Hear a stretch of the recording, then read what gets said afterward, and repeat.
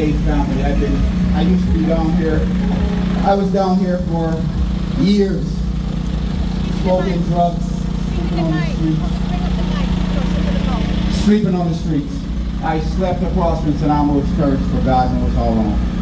You know, so I know what it's like. You know, I know the struggle. Before even this, you know, there's a lot that people don't necessarily know or haven't heard. People that are close to me would know. But as a youngster, you know, I see what young people are going through now. And I grew up in a country in the late 80s and the early 90s. I was a teenager where, I mean, the colors and the two-pack and the Biggie Smalls, and those guys were what ran us when I was a youngster. When I was a youngster, you know, there was guns all around me. There was from the Jamaican posse, from the Shaw posse, to the Bloods, to the Crips. You name it, it was all around me. And people were dying left, right, and center. You know, I had the opportunity once, you know, to be a part. I can say that I have God is with me, but I have been through everything that they could possibly be. I believe. I've ran away from home at 14, been in the streets since 14. I've been a gangster, I've been a pimp, I've been a drug dealer, I've been a drug addict. You name it, I've been it. God has brought me through it. I've lived that life as a young man where everybody thinks, you know what? I want the fast car, I want the big gold, I want the money. I lived that life, I had it. And it was all, at the end of the day, it was all nothing, because I realized, even as I look back now, when I travel to the places that I grew up now, all of the drug dealers, all of the gangsters that were around me all day, I've never seen a successful gangster yet. Never. I've never seen a successful drug dealer or a successful gunman. I remember once the times that we used to drive up and down and we had issues, and the two-pack is playing. And the two-pack is playing. You know, the two-pack is Run With Me, Hail Mary, right? That used to be playing when we're ready to roll. And when we're rolling, all we're thinking is, we got this to do. And in order to try and do this, we got to be high. Because it's not easy to do it when you're not high. And when you're going and you're going and you're going, the one thing that you're thinking, and I know when you're in the streets, because you want to look big and you want to look strong, you want to look bad, you always say jail ain't nothing. But that's a lie. That's a lie. You know, I remember going and thinking of the consequences if I got caught. And the consequences were jail or death. And I wanted neither one.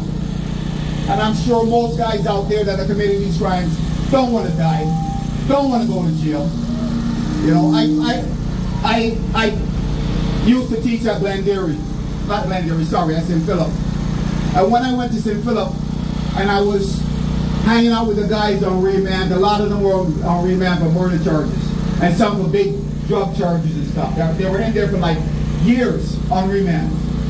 And none of them were ever happy saying, you know what, I want to leave here and go out and do this again. All of them wanted to change their lives. You know, it is just senseless, because at the end of it all, you know, you're fighting and trying to get a little money here, a fast car there. You know, somebody give you a few $1,000s and say, you know what, take care of this man here for me.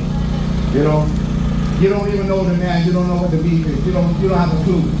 But you're just killing people just for the sake of killing people, because you want to be a bad boy. Yeah? Because you want to be a bad boy. But I mean, when you look at life realistically, why would anybody want to be a bad boy when there's so much good to have in this world? You know?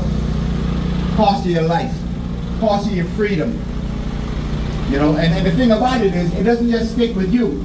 Because in this thing, I remember I was about 25 years old, and there was this kid that I knew that messed with the Trinidadian mafia.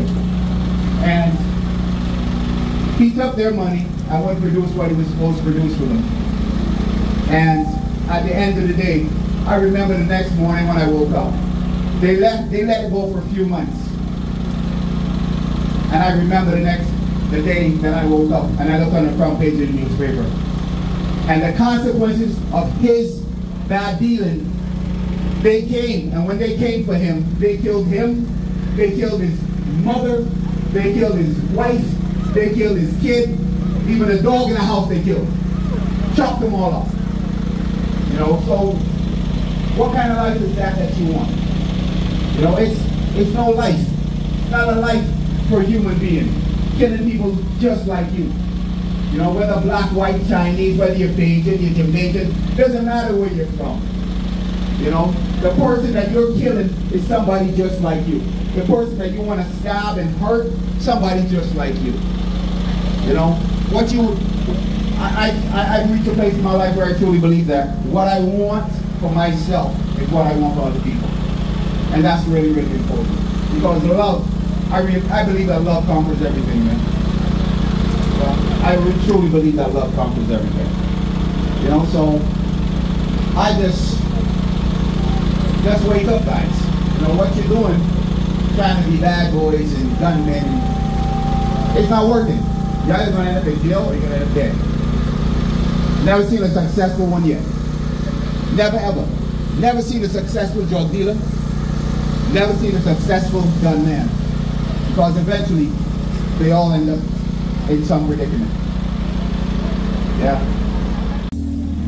Hey guys, I told you the beginning of my story. The end of my story was me in these streets, Nelson Street, Wellington Street, sleeping on the streets. My last days in the streets, I slept outside the St. Ambrose Church on a slab of cement beside a door. In the last year and a half of my life in drug addiction. And you know, for me, it was only by the grace of God that I got out. I really felt like killing myself. You know, there were so many people around me while I was in these streets that showed me love, helped me out, because for me, I was the worst. In Barbados, you look at drug addicts and you call them prickles. I was the worst prickle that I knew. You know, I could do absolutely nothing for myself when I smoked drugs. But still I got a lot of love in the streets. So